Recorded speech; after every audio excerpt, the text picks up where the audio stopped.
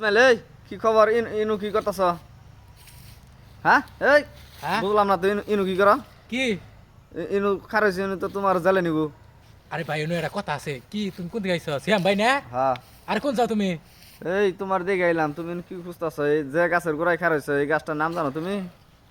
নাম তো জানি চন্দন গাছ এটা হ্যাঁ লাল চন্দন হ্যাঁ হ্যাঁ। তো এটা টাঙ্গাইলের মধুপুরের ভিতরে একটাই আছে এখন এটা আমি ভাবতেছি কি তুমি আমার হাতে কি ভাগি হবা কি কি বাগি মু?